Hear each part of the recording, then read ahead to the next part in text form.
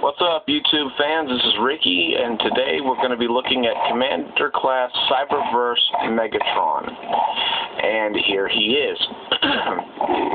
And he is looking okay in this mode. This is supposed to be his Cybertronian jet mode, and it's once again one of those cases where it is a jet because they say it's a jet. But this is not the real reason that you want to buy this toy anyway. It's relatively screen accurate, and you know, they can basically make it and design it any way they want to because it doesn't have a set look to it. So that gives them a lot of playability with this figure, and it really shines in his robot mode. Before we get to that, let's get a few vehicle size comparisons here. Here he is again with Optimus Prime, as you saw in my update. This shows off his size comparison with Optimus, and you can see that his vehicle, while not as bulky as Optimus Prime, is longer and has a wingspan, of course, because it's a jet, so it's a little bit wider than Optimus Prime, but it's not as tall and it's not as hefty or chunky as this truck mode is.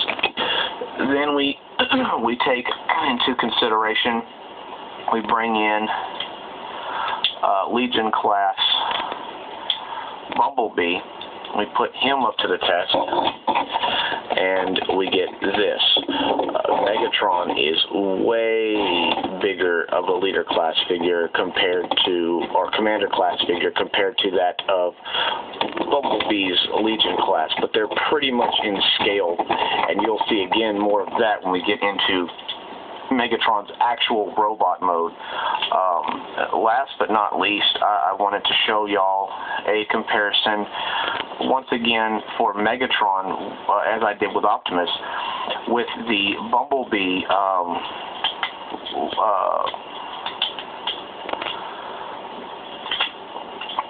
deluxe class RID figure, so that you could get an idea of this commander class figure's size comparison to that of the deluxes in the RID line. So now we take Bumblebee here, and you can see that this commander class versus Optimus covers a pretty good scale size of the deluxe figure. So if you stand it up, it's just a little bit shorter than the new deluxe figures. So it's really not that bad size-wise. Now for transformation, it's quite simple. He does come with this clear, translucent energy saber, which you'll see is very show accurate in its look and its design, and you'll again see that in robot mode, which we're going to get to right now. This is the main reason why you came to watch this review. Now, this transformation is not as intricate or as detailed as Optimus. It's a lot simpler, but it's still a lot of fun. First, you want to unpeg the leg, and then you want to take it and bend the knee inside the leg cavity, like so. You want to take an unpeg from here and do the same on this leg. Get it inside that leg cavity. Then you want to rotate the legs down so that he can stand. Then you want to come back here and you want to unpeg the arms, bring them forward, position them down. You can already see his head, but again, that is show accurate. That is how his jet mode looks in the show, so it's not that bad. Then you want to bring the chest, start pulling it down, bring these pieces, unloosen them, flip them up, bring them around to form his chest plate. They snap in, and then you want to snap his crotch together. And the last thing you want to do is rotate the fusion cannon and bring it forward. And there you have Lord Megatron, the Commander class Cyberverse figure in his robot mode. And I must say, compared to Optimus, this thing is unstoppable. It makes Optimus look like a child's toy. The overall detail, the no kibble, as you can see, the purple clearly represents his dark energon look flowing flowing through his veins. He is just, this is the best Megatron figure that I've seen so far to date, that includes our Voyager and our other figures that we have gotten of him. This is spot on to his CG model, and it blows my mind how easily they were able to give us a decent looking Megatron. Unfortunately, it's not big enough to go with the bigger classes, and we'll see that in a minute. But before we get to that, let's get to articulation. His shoulders can rotate all the way around, because his shoulder pads, unlike the Voyager and the Deluxes, are not separate pieces. They're all one piece. It can go back and forth due to transformation. He has an in and out at the shoulder. He has a bend and a swivel in the elbow due to a ball joint. He has nothing at the waist, nothing at the head.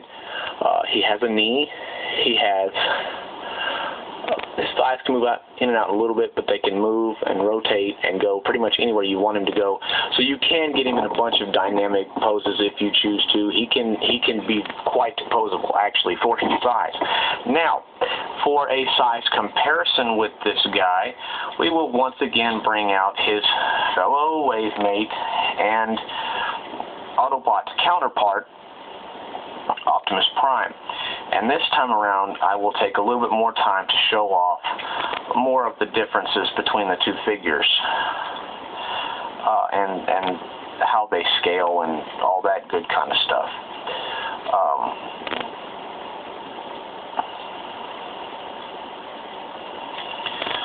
So here we have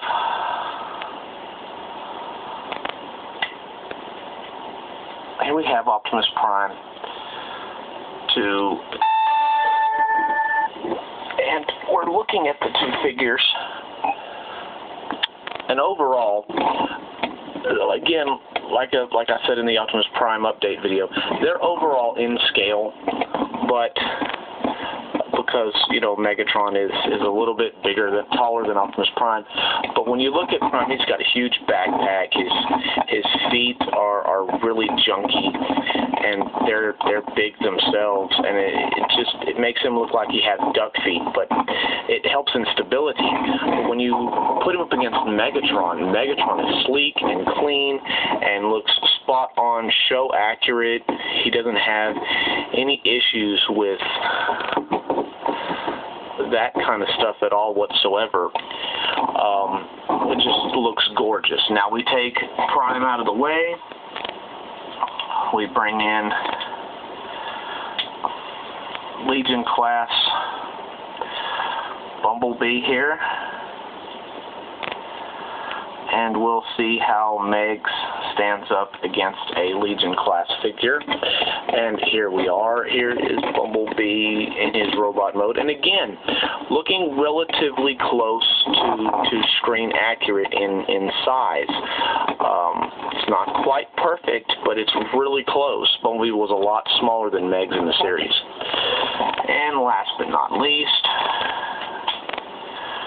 we use Deluxe class Bumblebee to showcase what this particular Megatron figure will look like in comparison with your Prime Deluxe class figures. And we'll show that off right now. And as you can see clearly, if I can separate the legs here, you can see clearly that the Deluxe classes, they do dwarf these Commander class figures, but he's still relatively tall in all intents and purposes. Him and Optimus have a good height to them. So, yeah, it's not that bad, even though they are smaller. They're not too terribly small, and they're a lot of fun. These Commander class figures I have found have been a lot of fun. I've really enjoyed them. This guy is, so far, out of the four that I have been unable to acquire an Ironhide or a Dreadwing yet because my stores don't have them. But out of the original four, which I do have, and we'll be reviewing the other two later on, this one is far my my favorite.